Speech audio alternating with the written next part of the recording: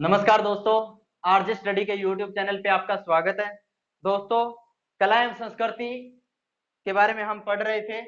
आज हम बात करते हैं सोनारगढ़ दुर्ग की। सोनारगढ़ दुर्ग। दोस्तों, सोनारगढ़ दुर्ग है वो है जैसलमेर में। कहां पर है? जैसलमेर में। जैसलमेर में। सबसे पहले इसके अन्य नामों की बात कर लेते हैं, जिसे उपनाम कहा जाता है। उपनाम, इसके उपनाम कौन कौन से हैं देखिए। इसे कहते हैं त्रिकूटगढ़। त्रिकूटगढ़ ये दोस्तों धानव श्रेणी के अंतर्गत आता है। धानव श्रेणी के अंतर्गत आता है। त्रिकूटगढ़ कहा जाता है। त्रिकुट पहाड़ी पर बना हुआ है। त्रिकुट पहाड़ी पर बना हुआ है। इसका दूसरा नाम है सवर्णगिरी पहाड़ी। सवर्णगिरी पहाड़ी। दोस्तों याद रखना, अगर सैबरणगिरी पहाड़ी हो, सैबरणगिरी पहाड़ी, तो कौन सा दुर्ग होगा? जालोर दुर्ग। जालोर दुर्ग सैबरणगिरी पहाड़ी पर बना हुआ है। और सवर्णगिरी पहाड़ी पर कौन सा दुर्ग बना हुआ है? सोनारगढ़। इसे कहते हैं रेगिस्तान का गुलाब। रेगिस्तान का गुलाब कहा जाता है। और क्या कहा जाता है? रेगिस्तान का अंडमान कहा जाता है। क्या कहा जाता है? रेगिस्तान का अंडमान कहा जाता है। भाटी भट्ट किवाड़ कहा जाता है। भाटी भट्ट किवाड़ कहा जाता है। क्या कहा जाता है? भाटी भट्ट किवाड़ कहा जाता है। इसके बाद देखिए दोस्तों, गोराहगढ़ कहा जाता है। क्या कहा जाता है? गोराहगढ़। त्रिकूटगढ़ एक बार रिपीट कर लेते हैं। सोनारगढ़ और त्रिकूटगढ़, त्रिकूट पहाड़ी पर बना हुआ है। इस कारण इसे क्या कहा जाता है? त्रिकूटगढ़ कहा जाता है। सवर्णगिरी पहाड़ी भी कहते हैं इसे। रेगिस्तान का गुलाब कहा जाता है। रेगिस्तान का अंडमान कहा जाता है। भाटी भट्ट किवाड़ कहा जाता है। गोराहगढ़ कहा जाता है। और इसके बाद सर्वाधिक बुर्जों वाला किला भी कहा जाता है। सर्वाधिक बुर्जों वाला दुर्ग कहा जाता है। बुर्जों वाला दुर्ग, सर्वाधिक बुर्जों वाला दुर्ग। अब इसके बाद दोस्तों, अढ़ाई साकों वाला भी कहा जाता है। अढ़ाई साकों वाला दुर्ग भी कहा जाता है, क्योंकि यहाँ पर ढाई साके हुए थे। अढ़ाई साकों वाला दुर्ग। इसके बाद रेगिस्तान में लंगर लगाए हुए जहाज के समान भी बताया जाता है।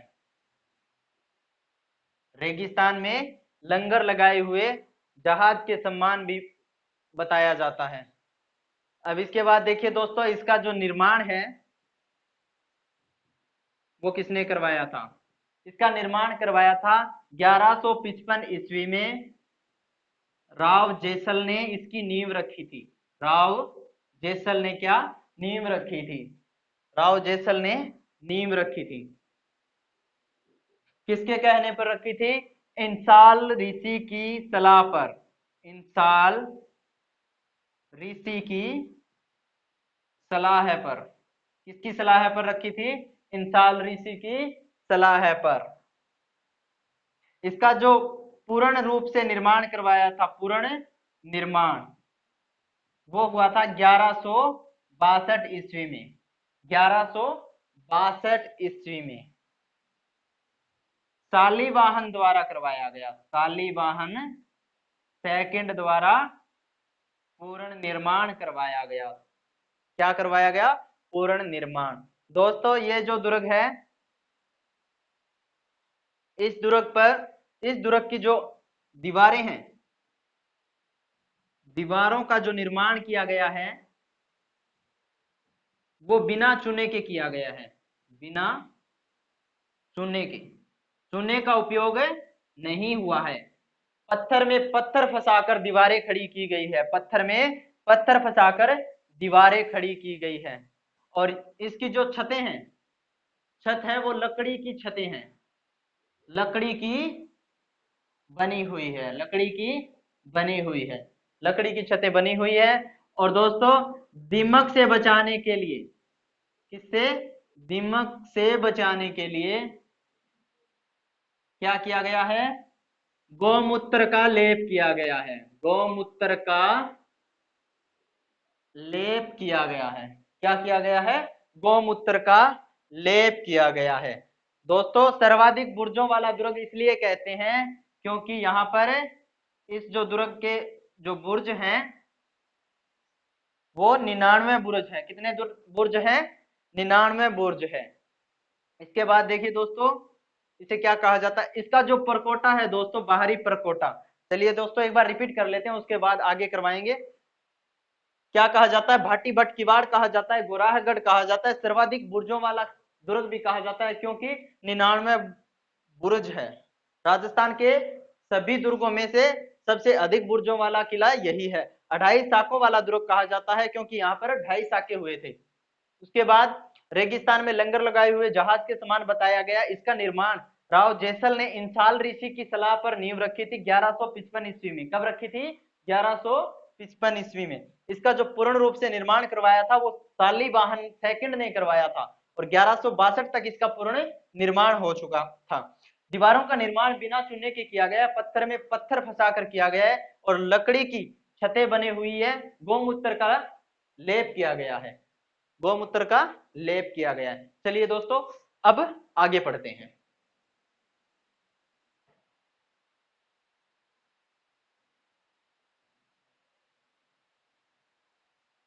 दोस्तों यहां पर सोनारगढ़ में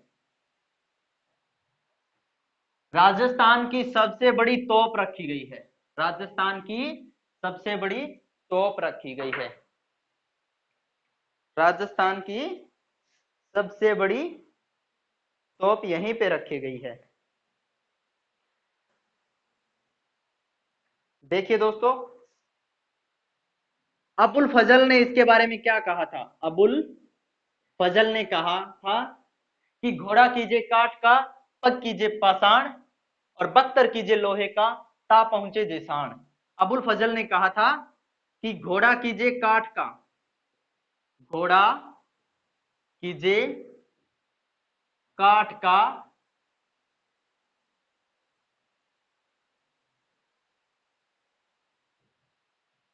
पग कीजिए पाषाण,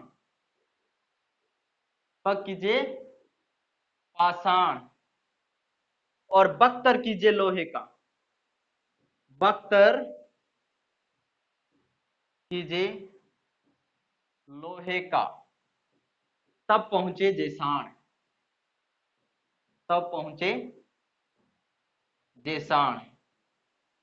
ये किसने कहा था, अबुल फजल ने कहा था। दोस्तों इस दुर्ग के बारे में एक कहावत और भी है, वो क्या है कि गढ़ दिल्ली गढ़ आगरा, गढ़ दिल्ली गढ़ आगरा, अधगढ़ बीकानेर, अधगढ़ बीकानेर, भलो चिणायो भाटिया सिरे ताजे सलमेर, भलो चिणायो भाटिया सिरे ताजे सलमेर, सिरेता जैसलमेर। दोस्तों यहां पर जेसाण तोप यहीं पे रखी गई है, जेसाण तोप जो राजस्थान की सबसे बड़ी तोप है वो कहां पर है, सोनारगढ़ दुर्ग में। एक बार रिपीट कर लीजिए, अबुल फजल ने कहा था कि घोड़ा कीजिए काठ का, पग कीजिए पाषाण, बख्तर कीजिए लोहे का, तब पहुंचे जेसाण। अब इसके बाद देखिए दोस्तों यहां पर श्री लक्ष्मी नारायण जी का मंदिर है, श्री लक्ष्मी नारायण जी, लक्ष्मी नारायण जी लक्ष्मी नारायण जी का मंदिर। दोस्तों ये जो मंदिर है, इसके जो कपाट हैं, कपाट वो चांदी के बने हुए हैं, चांदी के बने हुए हैं। और ये दोस्तों जैसलमेर के, जैसलमेर के भाटी शासकों के कुल देवता हैं। क्या है? कुल देवता। क्या है दोस्तों? कुल देवता, भाटी शासकों के कुल देवता। दोस्तों यहां पर बादल महल भी है। क्या है? बादल महल, जिसे ताजिया टावर कहा जाता है, ताजिया टावर। राजस्थान का सबसे बड़ा बादल महल, वैसे तो आपको हर दुर्ग में मिल जाएगा, लेकिन सबसे बड़ा बादल महल सोनारगढ़ में है। यही सबसे बड़ा बादल महल है। अब इसके बाद देखिए दोस्तों, इसे क्लियर कर लेते हैं। जिसान तोप भी यहीं पे है। गढ़ दिल्ली, गढ़ आगरो, अदगढ़ बीकानेर, भलो चिनायो भाटिया, सिरेता जैसलमेर, ये प्रसिद्ध कहावत है इस दुर्ग के लिए।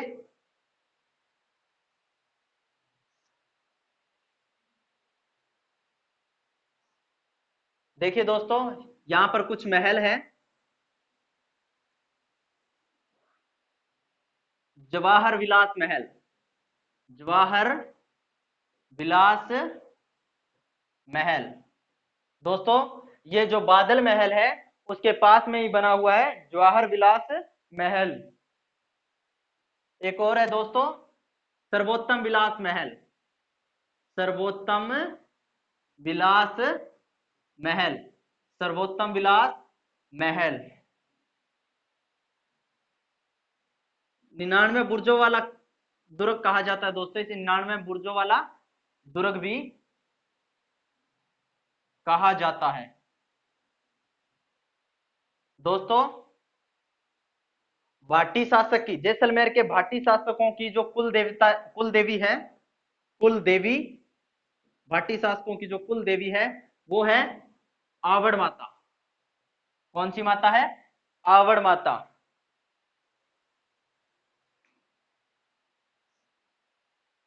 अब इसके बाद देखिए दोस्तों,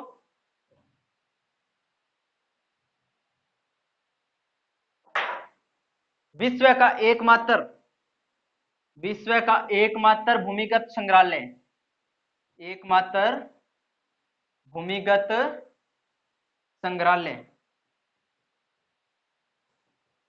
कहां पर है? जैसलमेर दुर्ग में। कहां पर है? जैसलमेर दुर्ग में। विश्व का एकमात्र भूमिगत संग्रहालय। देखिए दोस्तों ये कहां पर है? जिनदत्त सूरी जैन मंदिर, जिनदत्त सूरी जैन मंदिर है, इसकी तलहटी में बना है।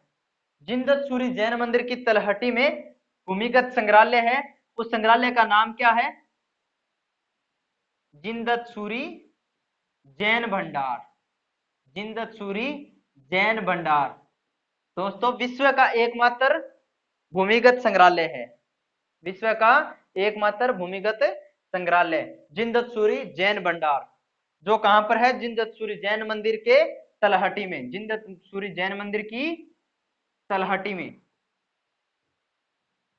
तलहटी में बना हुआ है। चलिए दोस्तों अब बात करते हैं अढ़ाई शाखों की, अढ़ाई शाखों की।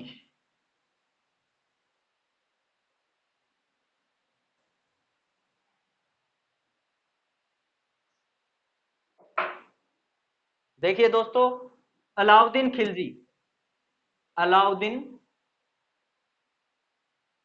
खिलजी, याद रखने योग्य बातें हैं दोस्तों जो मैं आपको बता रहा हूं। अलाउद्दीन खिलजी 1301 में आक्रमण करता है। कहां पर? रणथंभौर, राजस्थान का पहला शाखा, रणथंभौर सवाई माधोपुर में पहला शाखा होता है, जिसमें हमीर और रंगदेवी क्या करते हैं? शाखा करते हैं। यानी अमीर केसरिया करता है और रंगदेवी जौहर करती है। क्या करती है? जौहर। पहला शाखा यहीं पे होता है, राजस्थान का पहला शाखा यहीं पे होता है। इसके बाद होता है चित्तौड़ में, वहां पर भी कौन आता है, अलाउद्दीन खिलजी। अलाउद्दीन खिलजी कब होता है, 1303 ईस्वी में, 1303 ईस्वी में।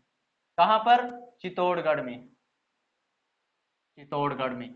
अब देखिए, अब अलाउद्दीन खिलजी आक्रमण करेगा कहां पर, अलाउद्दीन खिलजी आक्रमण करता है, कहां पर करता है, जैसलमेर पर, जैसलमेर पर। कब करता है, 1312 ईस्वी में। कब करता है, 1312 ईस्वी में। अलाउद्दीन खिलजी कौन हो गया, आक्रमणकारी, आक्रमणकारी। यहां पर साका किसके द्वारा किया जाता है, साका किया जाता है मूलराज भाटी के द्वारा, मूलराज भाटी द्वारा। किसके द्वारा, मूलराज भाटी द्वारा। यहां मूलराज भाटी के नेतृत्व में क्या होता है, साका होता है। ये क्या था, पहला साका था। मुख्य कारण क्या रहा था कि जो मूलराज भाटी थे उन्होंने मंडोर के राजाओं को शरण दे दी थी, मंडोर के राजाओं को शरण दी थी, मंडोर के राजाओं को शरण दी थी। यह मुख्य कारण बताया गया था। लेकिन एक दूसरा कारण भी बताया जाता है, वो क्या था कि अलाउद्दीन खिलजी चाहता था कि मूलराज भाटी की जितनी भी धन दौलत है वो लूट ली जाए, ये भी बताया जाता है। दोस्तों, गोपीचंद्र शर्मा के अनुसार या गोपीनाथ शर्मा के अनुसार, ये इतिहासकार है गोपीनाथ शर्मा, उनके अनुसार यह साका 1312 ईस्वी में हुआ था। कब हुआ था, 1312 ईस्वी में, 1312 ईस्वी में हुआ था। दूसरा शाखा दोस्तों, दूसरा शाखा होता है राव दूदा। राव दूदा यहां पर शासन कर रहे थे, क्या कर रहे थे, शासन कर रहे थे। कब होता है, 1370-71 ईस्वी में होता है। कब होता है, 1370-71 ईस्वी में।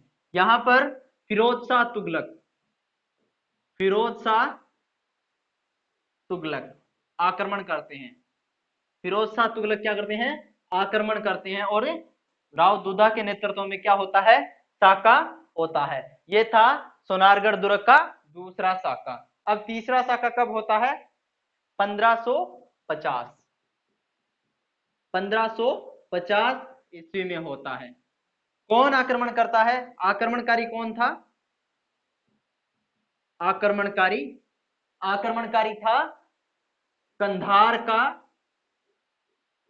कंधार का अमीर अली, कंधार का अमीर अली यहां पर आक्रमण करता है। और राव लूणकरण, राव लूणकरण यहां के शासक थे, जिनके नेतृत्व में सिर्फ केसरिया ही हो पाता है, केसरिया ही होता है, लेकिन यहां पर जौहर नहीं होता, क्योंकि जो कंधार के अमीर अली थे उन्होंने सभी रानियों को कैद कर लिया था या बंदी बना लिया था, तो यहां पर साका नहीं हो पाता। तो दोस्तों, पहला साका अलाउद्दीन खिलजी यहां पर आक्रमणकारी था, मूलराज भाटी के नेतृत्व में यहां पर साका होता है, क्योंकि मुख्य कारण रहा था मंडोर के राजाओं को शरण दे दी थी। गोपीनाथ शर्मा के अनुसार 1312 ईस्वी में यह साका हुआ था। दूसरा साका होता है 1370-71 ईस्वी में, राव दूदा यहाँ पर शासनकारी थे और फिरोज शाह तुगलक यहाँ पर आक्रमणकारी थे। और तीसरा साका 1550 को होता है, कंधार के अमीर अली आक्रमण करते हैं, राव लूणकरण यहाँ पर क्या करते हैं, केसरिया करते हैं, और यहाँ की रानियां है वो जौहर नहीं कर पाती है, क्योंकि ये जो अमीर अली था इसके आदेश पर सभी रानियों को बंदी बना लिया जाता है।